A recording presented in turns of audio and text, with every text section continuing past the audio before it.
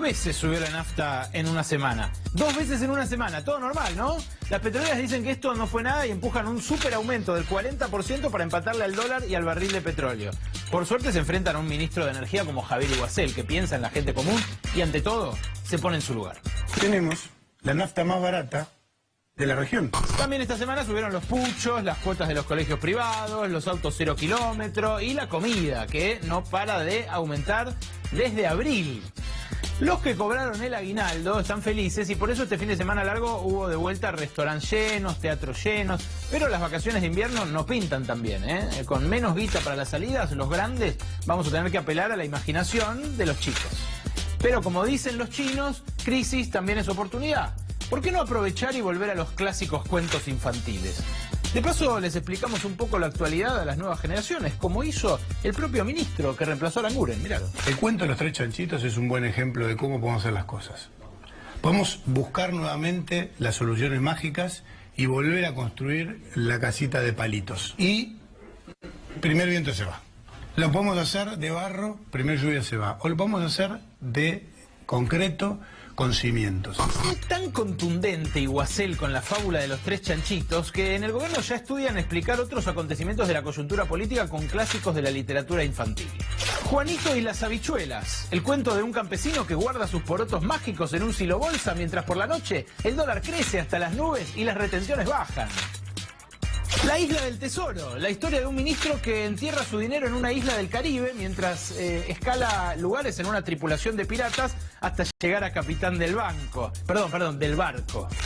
Aladino y la lámpara mágica, las aventuras de un pícaro que se hace de una compañía de electricidad y se llena de dinero con los tarifazos. Esta forma parte de las 1001 noches, como Alí Baba y los 40 peñabrownes, donde uno de los 40 primos se enriquece vendiéndole lámparas mágicas al Estado. Lo lindo de los clásicos es que hay muchas versiones, por eso es que Iguacel puede contar la fábula de los chanchitos, pero omitir que el que tiraba la casita abajo era el lobo. No sería un lobo de Wall Street, ¿no? En Wall Street pasó el día de la independencia Nicolás Dujovne. Viajó con su equipo a reunirse con banqueros e inversores. No fueron precisamente a evocar la agenda independentista de los próceres en Tucumán, aunque seguramente sintieron mucha angustia. Querido rey. Lo cierto es que Dujovne fue a explicarle a los lobos de Wall Street que ya rige su plan de ajuste. No será la fábula de los 3 chanchitos, pero mientras Macri se refugiaba de las protestas en la casita de Tucumán, el ministro de Hacienda juraba en Nueva York que la casita rosada se mantendría en pie con las metas del Fondo Monetario Internacional. La casita que no está en orden es la Unión Cívica Radical. Se armó un tole-tole tremendo después de que Lilita Carrió dijera esto. En consecuencia, la alianza está asegurada y los radicales van a hacer lo que nosotros digamos.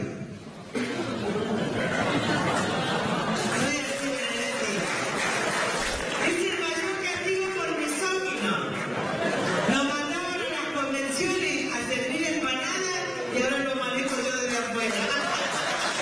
Los radicales, ofendidos, respondieron con un comunicado, pero además hubo cruces con el mendocino Cornejo y el jujeño Gerardo Morales. El único que la respaldó fue el presidente del interbloque de Cambiemos en Diputados, el cordobés Mario Negri. Aunque, bueno, su defensa fue bastante tibia. Y bueno, es radical. Carrió después trató de calmar las aguas, pero dio en la tecla con algo. La dirigencia radical tiene menos mujeres que el equipo económico. Y ojo, porque hay un tema central del que no se habló. Si la mandaban a Carrió a servir empanadas, ¿cuánto le iban a dejar de propina, Tierra fértil la Argentina, ¿no? Ideal para que crezcan los brotes verdes.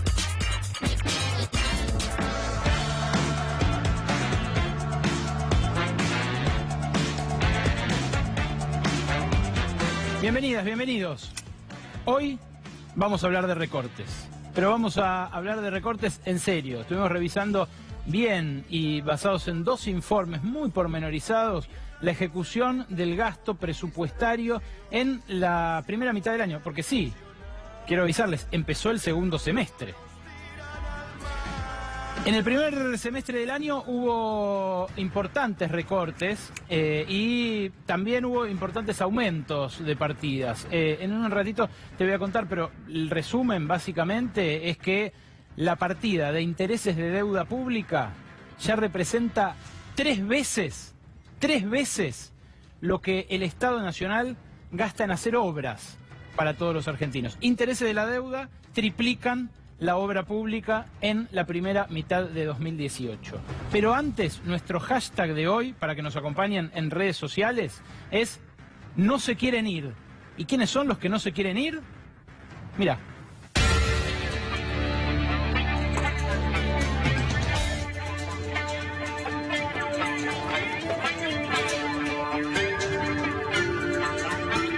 En 2013, el presidente del Banco Central, echado hace un par de semanas por haber encabezado, diría yo, una de las peores gestiones desde que fue creado el Banco Central en 1935, escribió este volumen, Yo no me quiero ir. Era una burla de Hernán Lorenzino, que como ministro de Economía había protagonizado un blooper en una entrevista con la televisión extranjera. En un momento de la charla miró, creyendo que no lo estaban grabando, y dijo, me quiero ir. Bueno, Sturzenegger respondió con este libro, un libro que representaba su pensamiento de entonces, que volcaba mucha de su experiencia como académico y sus planes en caso de que Mauricio Macri fuera electo presidente.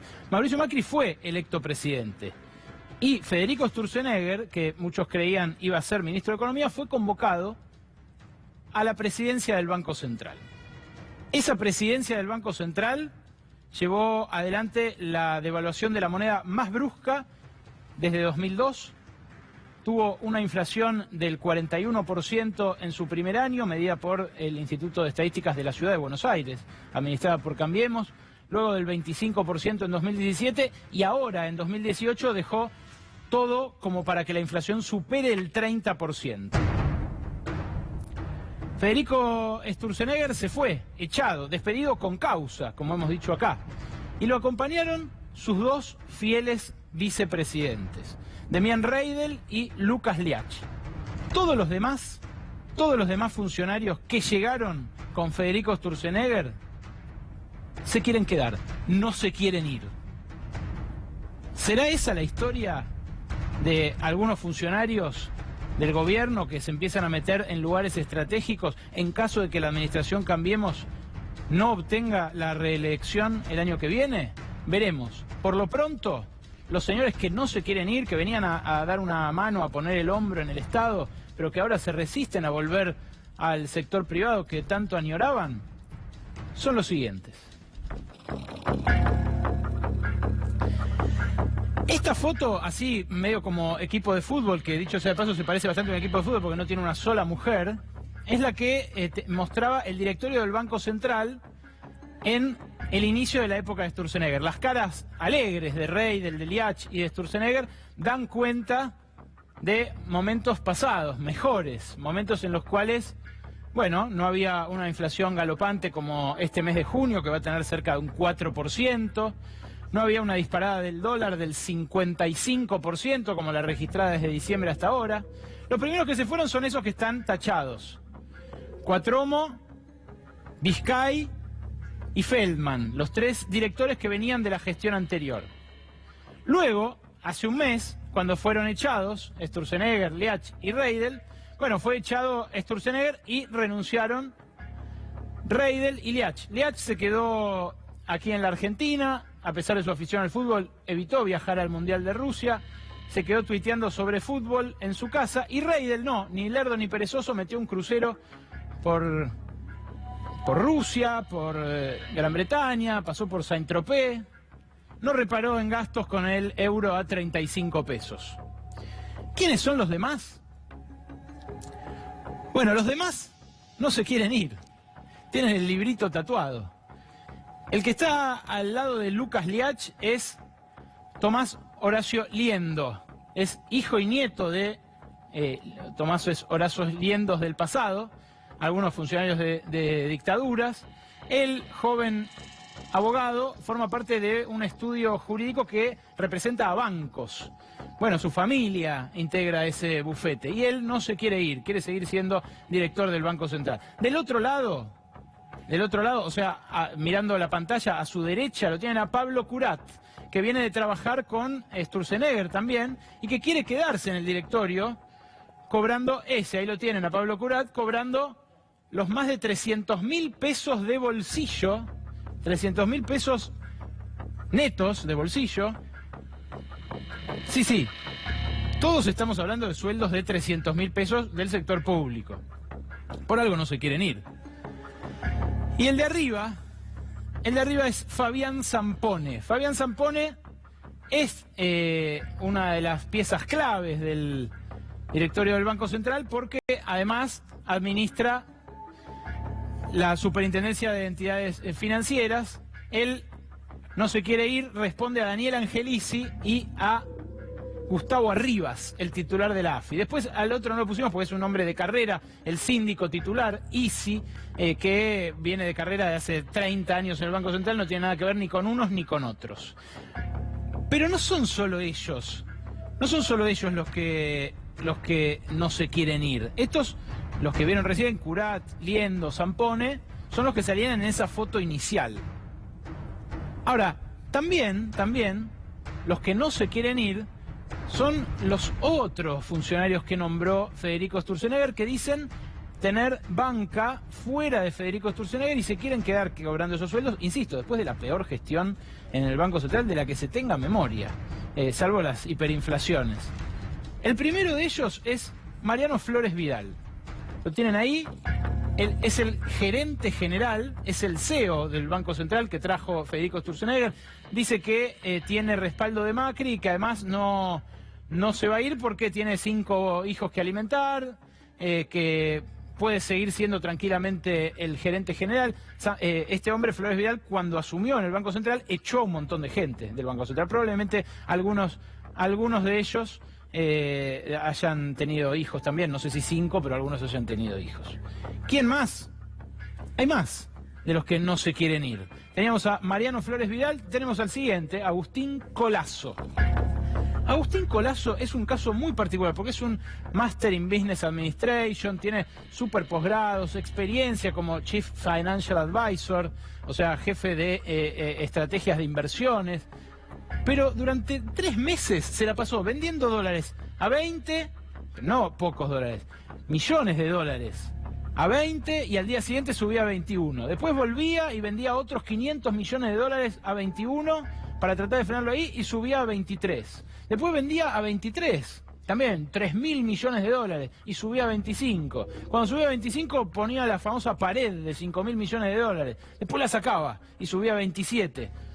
Una cantidad de las 19.000 millones de dólares de reservas que perdió el Banco Central en esta corrida bajo la gestión de Sturzenegger. Agustín Colasso, este hombre que ustedes vieron recién, subgerente general de operaciones, que se quiere quedar, no se quiere ir, fue el responsable de haber regalado a grandes bancos de inversión que vinieron a hacer la bicicleta financiera, cambiando dólares por pesos, poniéndolos en Levac, y después se querían ir y se fueron, y los compraban barato, precisamente porque Colasso se los vendía. No es que ponía una pared de 10.000 millones de dólares y frenaba el precio ahí. No es que dejaba que subiera y no les vendía dólares baratos. No, les vendía dólares baratos y después subía. Al día siguiente vendía dólares baratos, volvía a subir. No se quiere ir, como decía el ex jefe en 2013. Este es el equipo de Federico Sturzenegger, el famoso mejor equipo en los últimos 50 años, que no se quiere ir y que permanece atornillado allí en Reconquista 266 a cargos que de bolsillo llevan 300.000 pesos de bolsillo. Ahí los tienen, Federico Sturzenegger, los 3 que se fueron de la gestión anterior, Lucas Liachi y Demián Reidel, que pasaron a una vida más relajada, y los otros, Zampone, Liendo, Curat, Flores Vidal y Colasso, que todos se quieren ir. Ahora sí, el ajuste que ya empezó.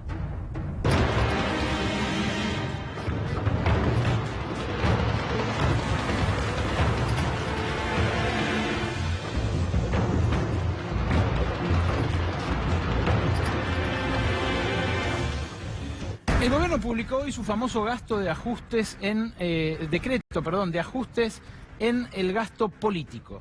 Dice que va a ahorrar 20.000 millones de pesos restringiendo vuelos en primera que hacían algunos funcionarios, secretarias o contrataciones de asesores que tenían algunos de los responsables de las principales áreas del gobierno.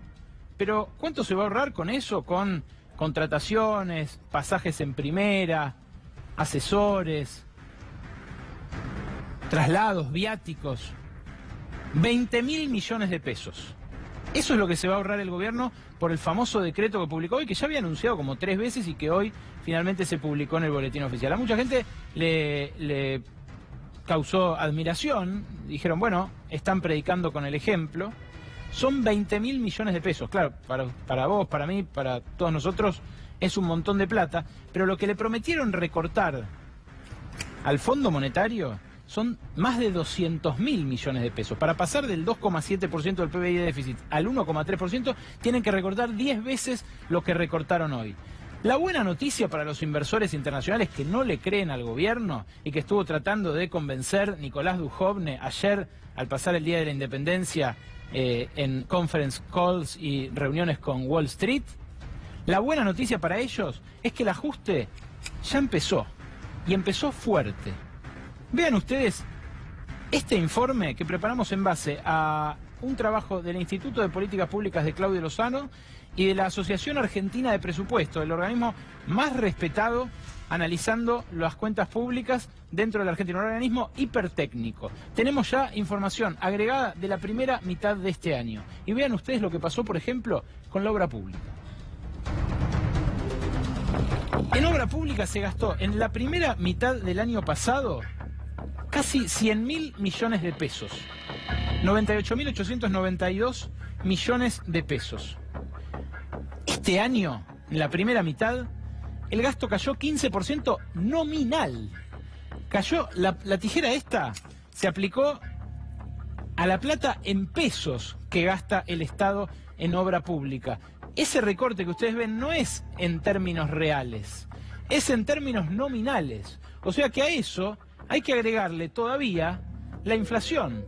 La obra pública tiene 15% menos pesos, tuvo en este primer semestre del año, 15% menos pesos que en el primer semestre del año pasado. Imagínense ustedes, con una inflación del 30%, pongamos que todavía no es del 30 interanual, que sea del 25%, bueno, es mucho menos lo que se puede hacer con ese dinero. Es mucho menos de todo, pero de los rubros donde más se recortó la obra pública son los siguientes.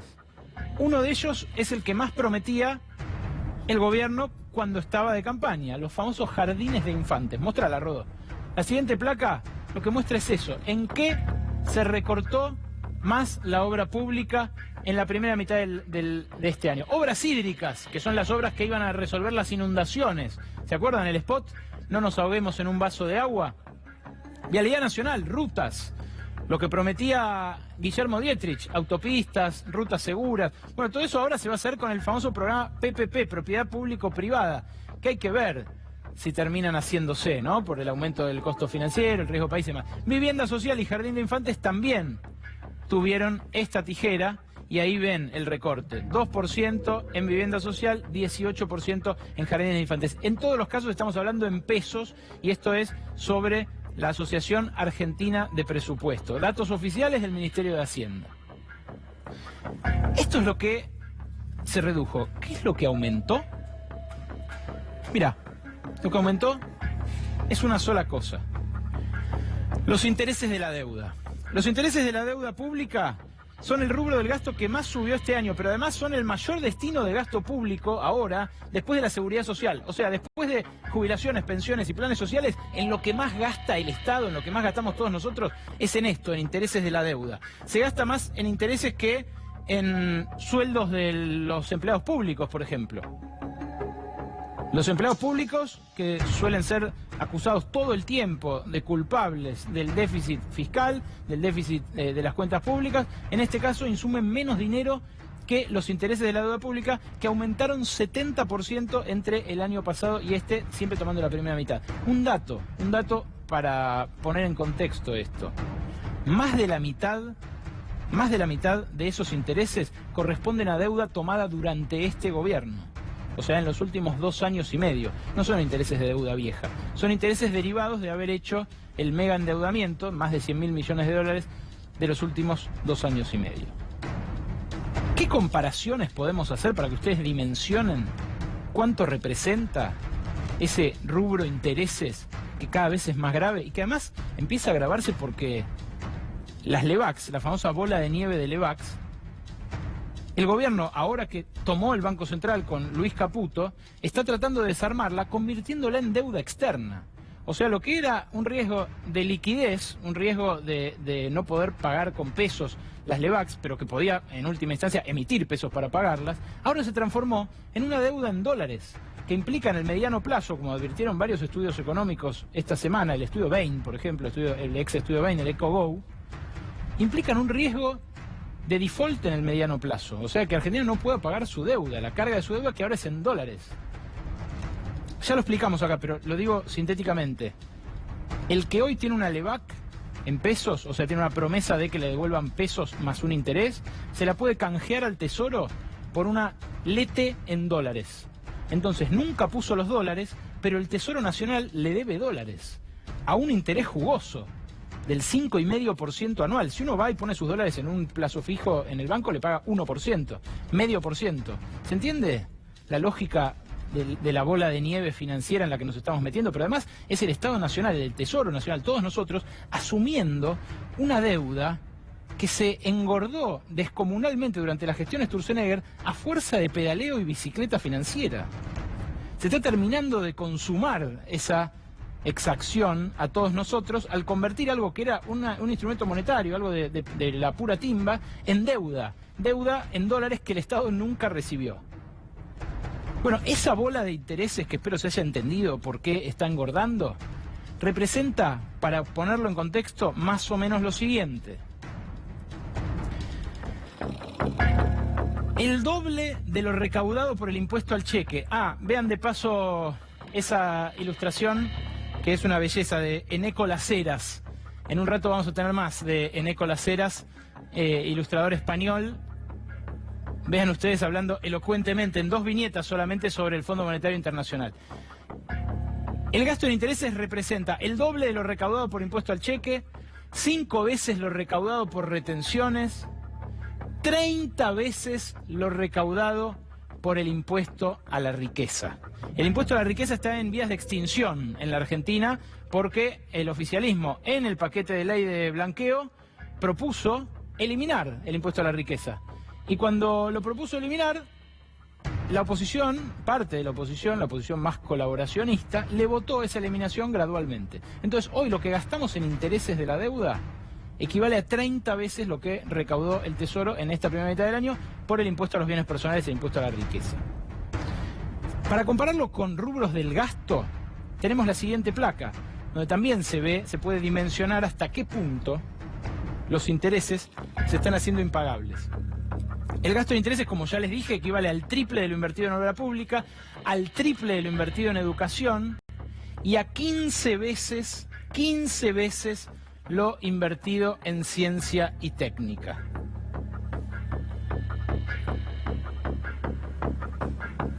Así se hace dependiente a un país. Parece un guión que estamos siguiendo al pie de la letra, pero que un Estado gaste 15 veces más en intereses de la deuda que en ciencia y técnica tiene más que ver con nuestros hijos que con nosotros mismos. ¿O ustedes creen que la pantalla del iPhone no la desarrolló un sector del Departamento de Energía o de los distintos departamentos de ciencia y técnica que tiene el gobierno de Estados Unidos, incluso el Departamento de Defensa? ¿O no creen que la tecnología que permite extraer el shale, el petróleo de vaca muerta y de tantos reservorios allí en Estados Unidos, no lo desarrolló también el Departamento de Energía? Los estados, China está pasándole por arriba a todas las potencias del siglo XX a fuerza de eso, a fuerza de invertir en ciencia y técnica, y es lo que dijo este gobierno que iba a hacer también, que iba a incrementar la productividad del país. Lo que está haciendo es pagar 15 veces más, repito, intereses de la deuda pública que financiar la ciencia y la tecnología argentinas. La tijera, señores, señoras, ya está en acción y hizo bien Duhovne en decirles a los fondos de inversión ayer 9 de julio en Wall Street que esto ya está activo, porque efectivamente es así. Lo que resta ver ahora es, con esta tijera en acción, cómo va a volver a crecer la economía. Pero eso es exactamente lo que nos tienen que explicar ellos.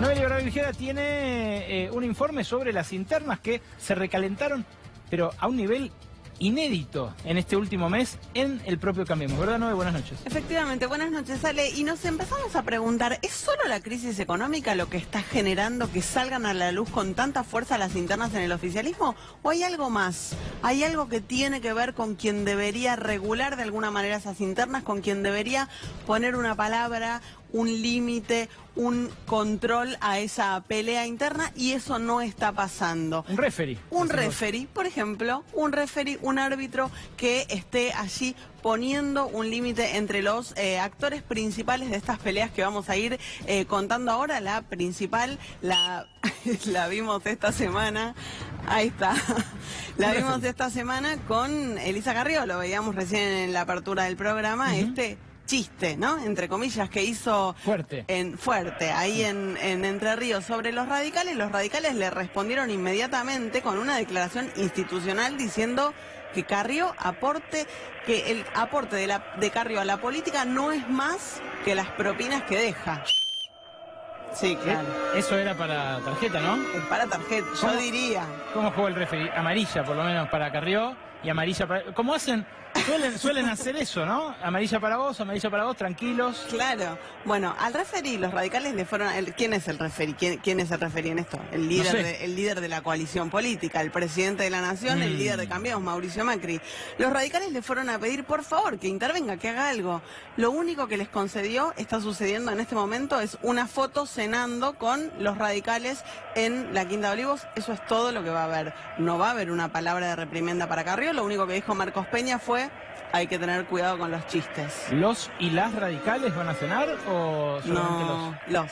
¿En serio? Los radicales. Pero sí. la podrían llevar a Carla Carrizo. No. Podrían haber llevado a no sé. No, están los gobernadores, que son Gerardo Morales, Gustavo Valdés, Alfredo Cornejo, el que está más enojado con Carrió es Cornejo, está Ernesto Sanz, está Mario Negri, está Ángel Rosas. Mujeres no hay.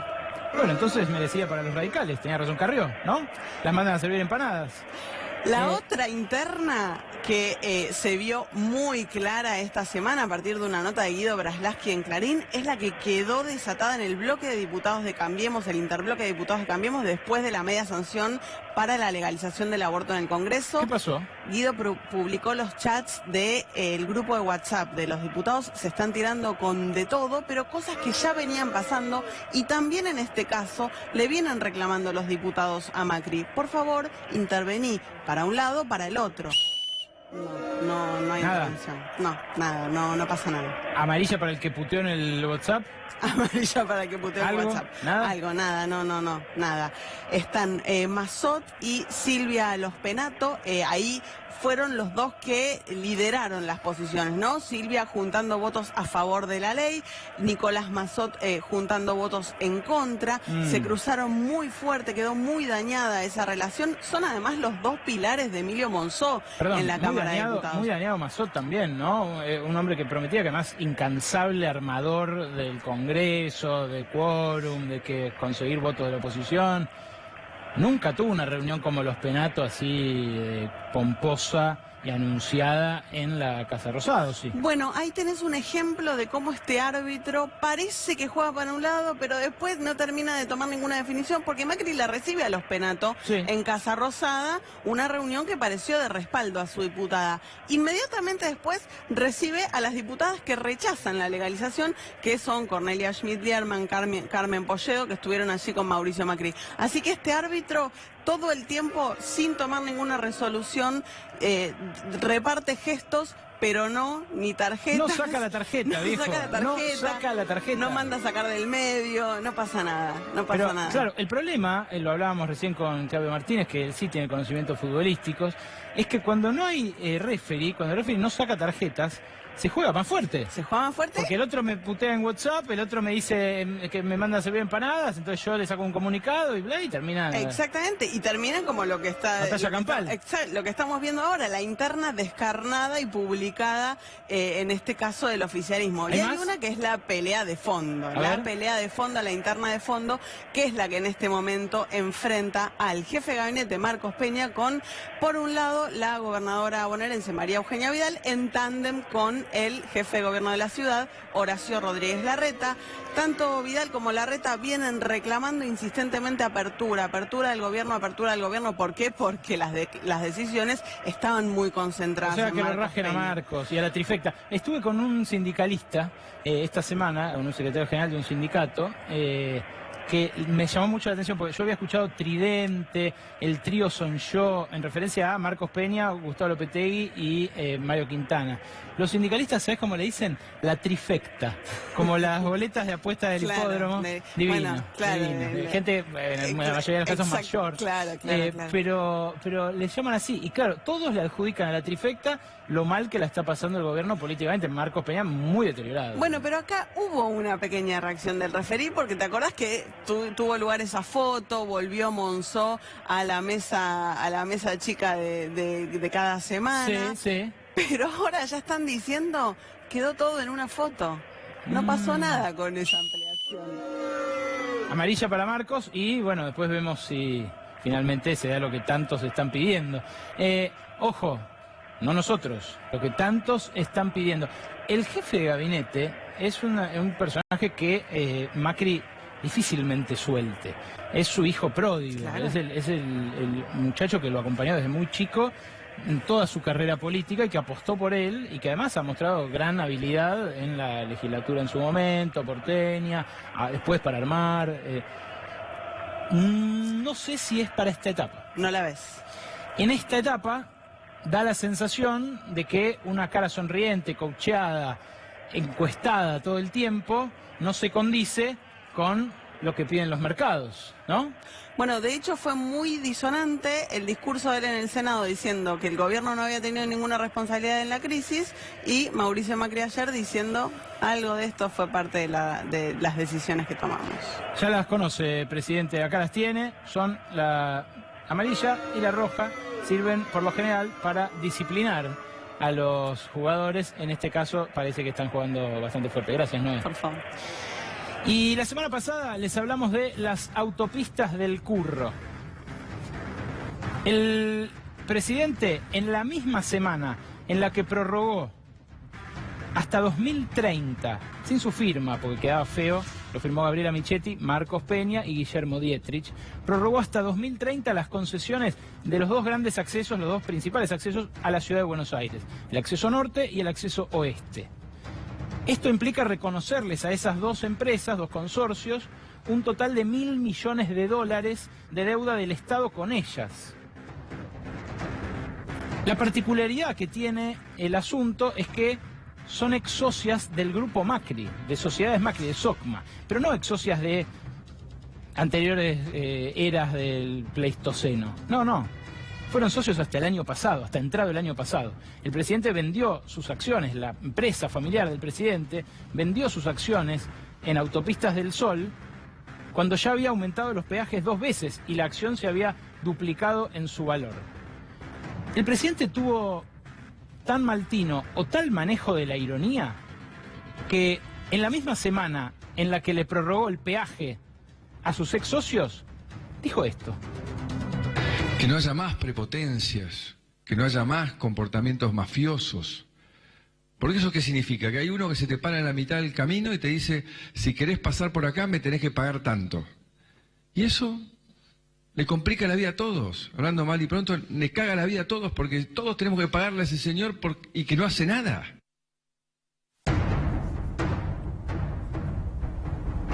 Qué fuerte, ¿no? Qué fuerte. Todos tenemos que pagarle a ese señor porque está parado en el medio y no hace nada. Es una sensación bastante parecida a la que sentimos cuando atravesamos una cabina de peaje, especialmente una cabina de peaje de una autopista que, bueno, tampoco es esos rulos magníficos de Brasil, sin ir más lejos. No estoy hablando de Estados Unidos, de Europa.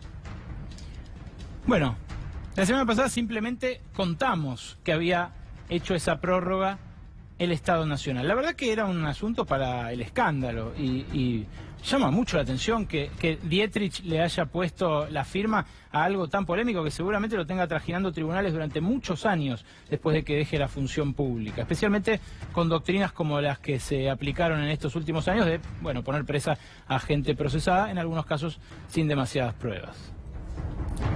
El documento de 89 páginas que figura como anexo del decreto que estableció la prórroga de la concesión de autopistas del Sol es para hacerse un festival judicial.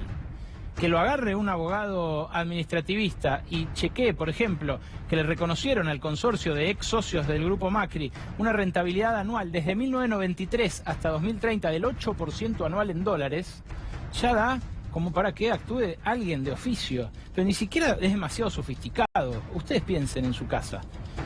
8% anual en dólares desde 1993 hasta 2030. Son casi 50 años de un rendimiento altísimo, altísimo, que se negoció en su momento en el 93, bueno, porque teníamos un gobierno de unas características especialmente concesivas con el capital, pero además, porque estaba desesperado Menem en 1993.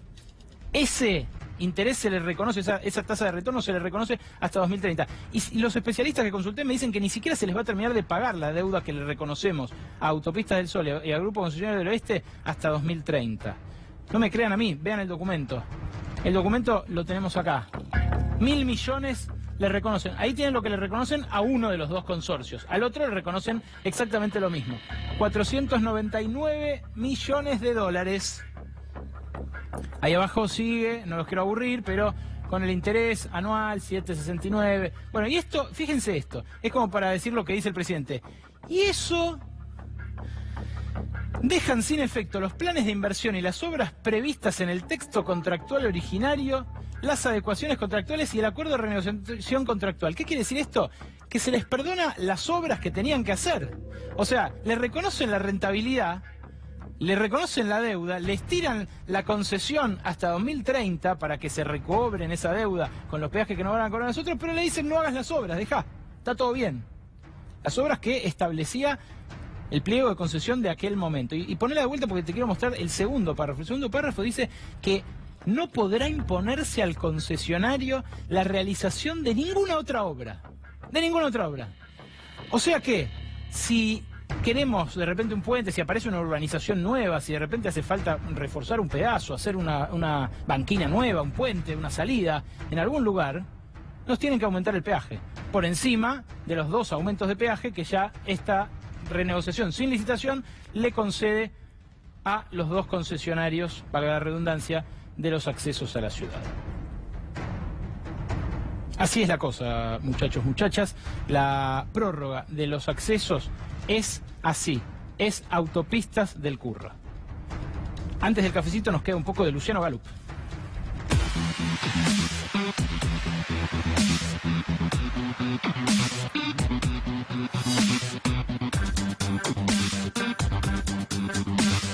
Luciano Galup, el hombre que bucea el nuevo territorio de la política, las redes sociales, esa existencia 2.0 virtual, SIM, que tenemos todos nosotros cuando agarramos el telefonito, está con nosotros para hablarnos de esto, de noticias falsas, ¿verdad? Buenas noches. ¿Qué haces, Ale? ¿Cómo estás? ¿Bien, vos? Bien, muy bien, todo bien. ¿Qué noticias falsas? ¿Qué noticias falsas? La semana pasada hubo agite sobre el tema porque Facebook restringió o calificó de falso una noticia que decía que ANSES iba a tener que liquidar el Fondo de Garantía de Sustentabilidad en función del acuerdo con el FMI a instancias de un chequeo de la organización Chequeado, una ONG que chequea información y dice si es falsa, si es correcta o no. Ahí estamos viendo cómo quedaba la publicación. Esto tiene varias derivaciones y varios temas. Pará, explícame concretamente qué le pasa al facebookero. Yo no uso Eso, Facebook. exacto. Porque además me incomoda, me hace perder tiempo. Le decís facebookero, con lo cual se nota que no... No sé. Sí. Bueno, el facebookeador, el facebookeante, agarra, quiere poner un enlace, digamos, un vínculo a la nota que decía que el ANSES va a tener que liquidar sus activos. Exactamente. Lo cual es cierto, digamos. De mínima es opinable. O sea, sí. De mínima es opinable. Claro.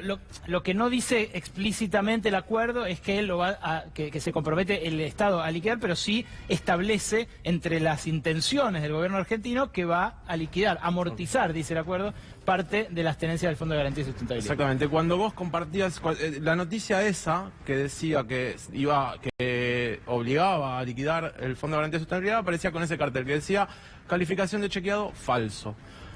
Esto tiene un problema, que es que solamente ese cartel ya restringe el alcance de la noticia, porque obviamente quien la ve la va a compartir menos porque le dice que esa noticia es falsa. Claro. Con una Facebook te lo dice. Facebook te lo está diciendo. diciendo. O sea, vos lo pones en el espacio que hay para compartir una nota y automáticamente en vez de aparecerte la nota te aparece este aviso. Pero aparte tiene un segundo problema, que es que si recibís varias de esas, Facebook dice que te puede restringir la circulación de las notas de tu página e incluso no permitirte publicitar la información de tu página en la plataforma. Con lo cual hay una sanción por parte de los usuarios que ven ese cartel, pero aparte hay una sanción real o una posible sanción real de Facebook sobre las cuentas. Esto no es una decisión no es que Chequeado levanta las notas o les restringe la circulación, sino que parte de un acuerdo, de un convenio firmado entre Chequeado y Facebook, que no es solo en Argentina, se firmó en 14 países. Ajá. Y la directora de Chequeado decía esto por Twitter, que básicamente no es Chequeado quien levanta las notas o quien restringe la circulación, sino que simplemente Chequeado califica de verdadera, falsa, una información. Bueno, permíteme decir algo sobre esto sin comprometerte a vos en la opinión. Tenemos colegas que trabajan en Chequeado, está todo bien. A mí me parece que su trabajo respecto del chequeo del discurso público político, del discurso de dirigentes, del discurso de partidos políticos, incluso de empresas, que sería buenísimo que se hiciera más, es muy valorable para que justamente no inoculen falsedades desde el poder.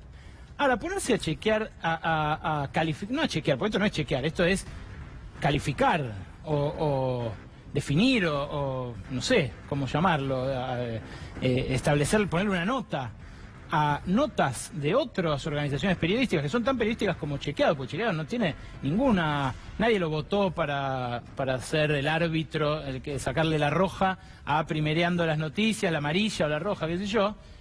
Me parece algo ya preocupante. Lo que me parece ya gravísimo es lo de Facebook. Bueno, ahí está el tema. Primero, ¿quién define que se puede restringir un discurso en función de si es falso o no? Si no es un Estado nacional, si no es quien define leyes. Exactamente. Le estás dejando a privados que restrinjan de cierta forma la circulación, que puede, a ver, no estamos hablando puntualmente de una nota, si es verdad o falso, sino es un privado quien terminaría definiendo si puede circular o no el discurso público. Ese es uno. Un privado multinacional gigantesco que además en Estados Unidos tratan de hacer que pague impuestos de alguna manera porque tiene sedes offshore, en guaridas fiscales, pero que además,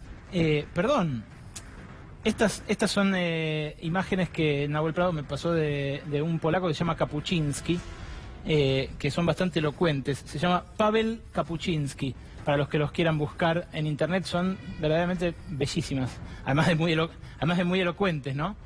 Es realmente muy grave que una multinacional poderosísima como Facebook se ponga encima de los estados. Y aparte te agrego algo más en función de esto que decías. La verdad que en líneas generales el discurso periodístico es chequeable hasta el chequeo.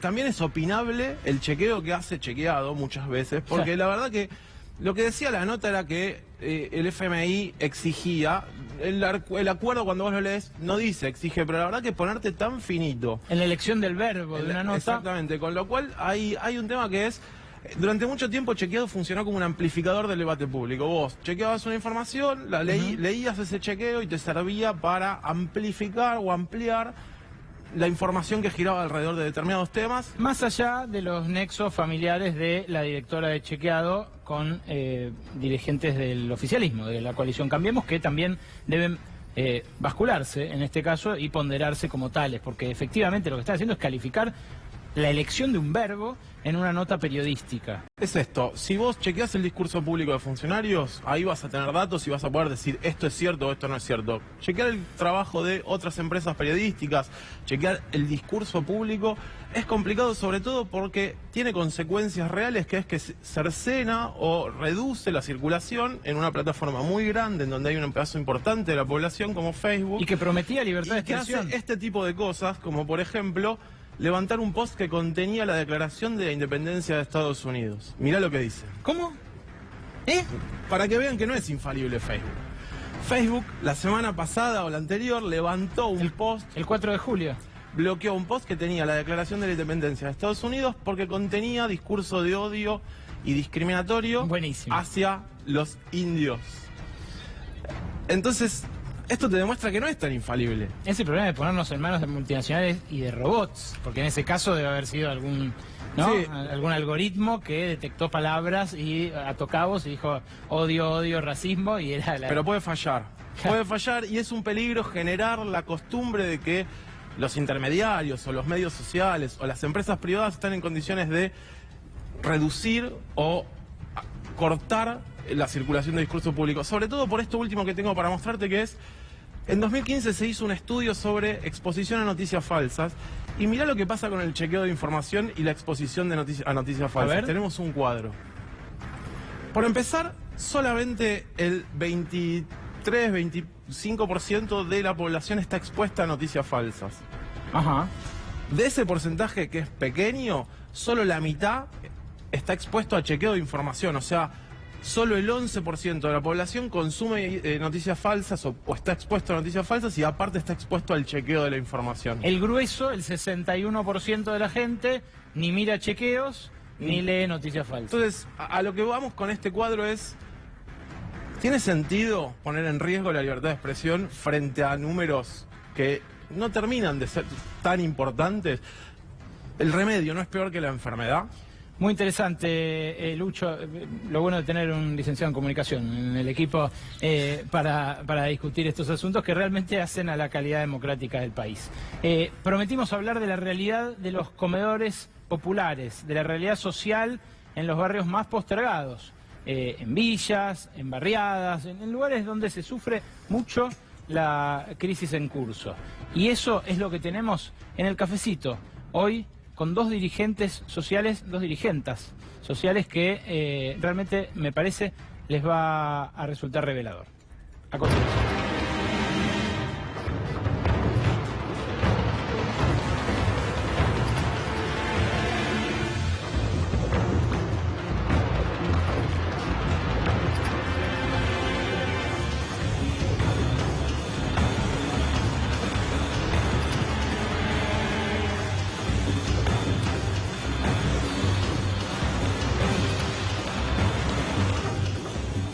Dina Sánchez y Marianela Navarro, dirigentas del Frente Aéreo de Santillán y del Frente de Organizaciones en Lucha, ¿verdad? Sí, ¿qué tal?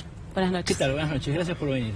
Gracias. Ustedes el jueves, pasado mañana, van a hacer juntas las dos organizaciones ollas populares en frente de todos los supermercados, ¿verdad?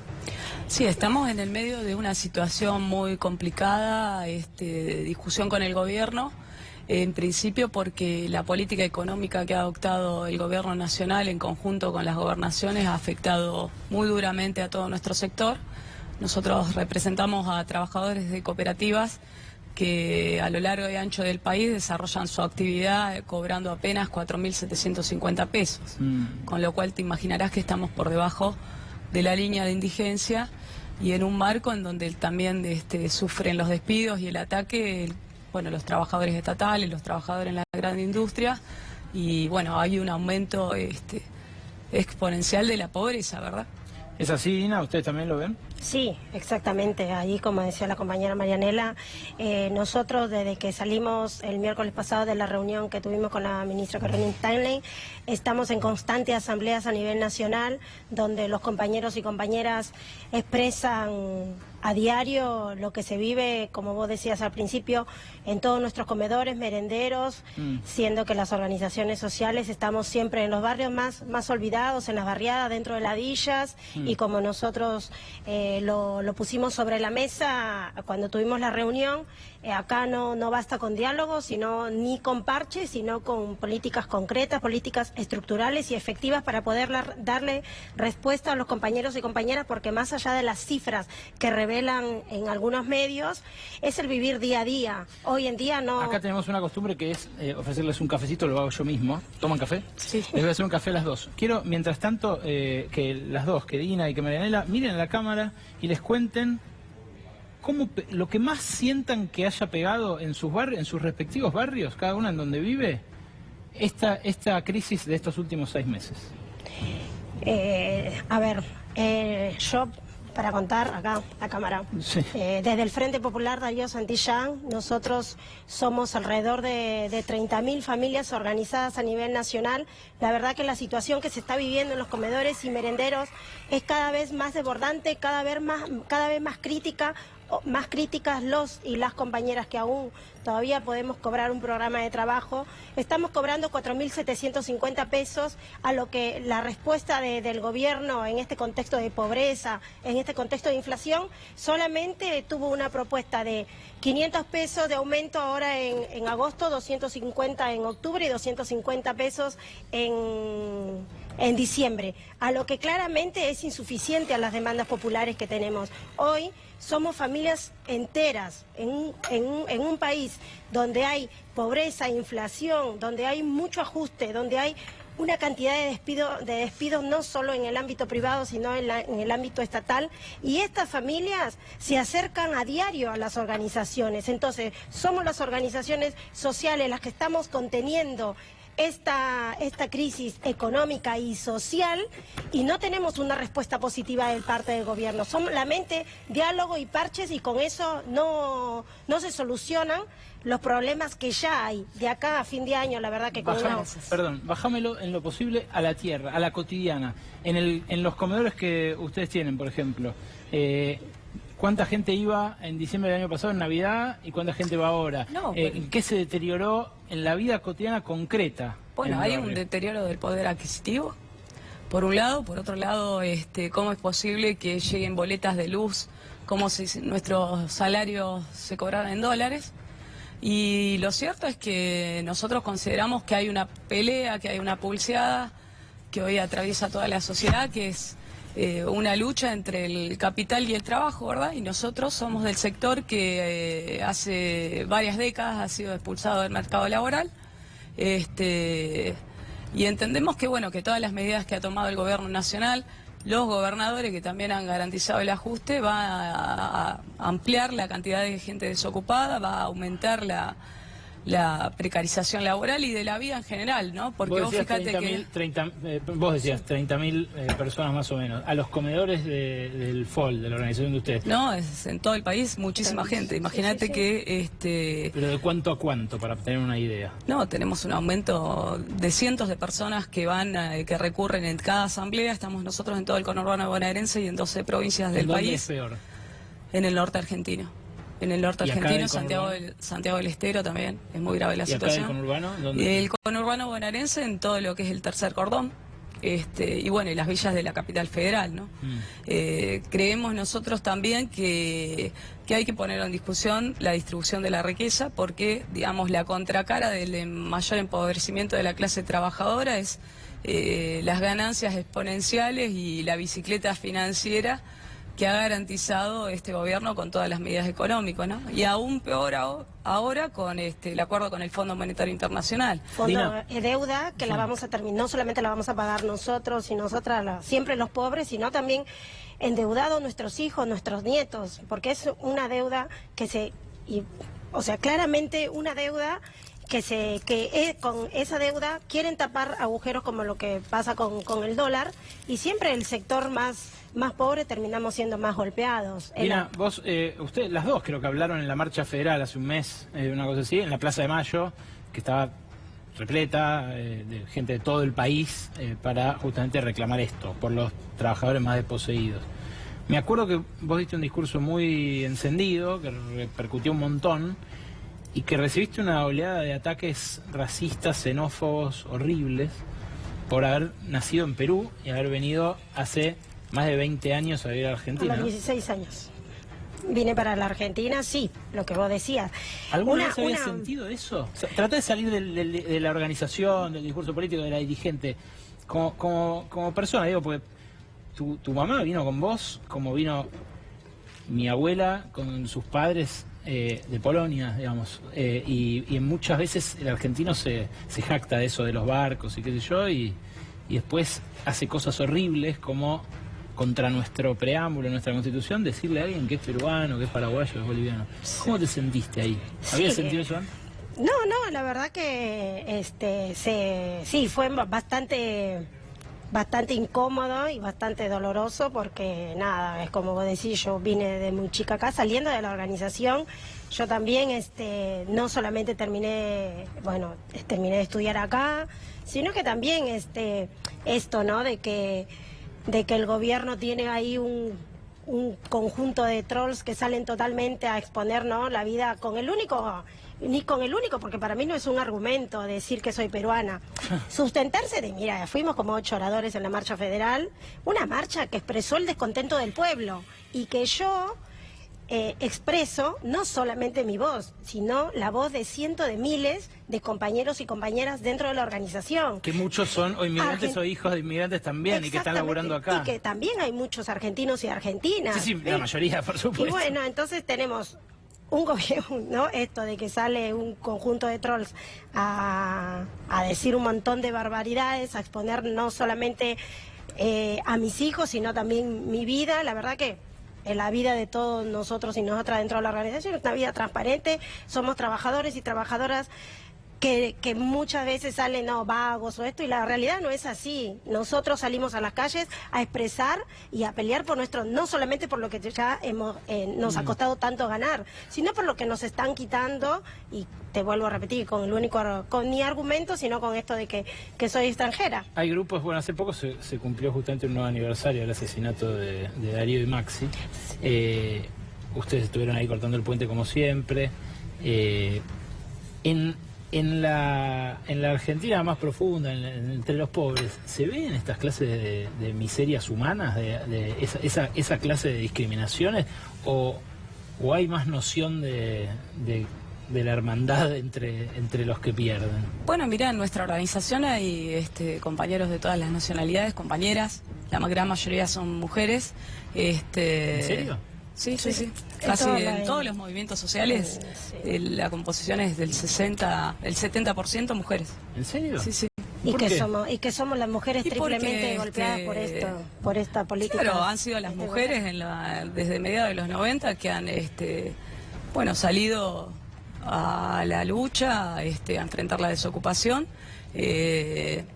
Y bueno, hay compañeros y compañeras de todas las comunidades. En la organización, por supuesto, nosotros hay una sola bandera que nos unifica, que somos trabajadores precarizados y que tenemos un objetivo y una pelea común, ¿verdad? Pero también este clima xenófobo obedece también a determinadas políticas que alientan desde el gobierno, ¿no? Hay también agrupaciones sociales, políticas y culturales que tienen conexión con los partidos mayoritarios, por ejemplo, con el kirchnerismo. Hay muchas organizaciones sociales del kirchnerismo. Con Macri hay más mancomunión, más unidad de acción entre las organizaciones sociales, digamos, de izquierda, por llamar así a las de ustedes.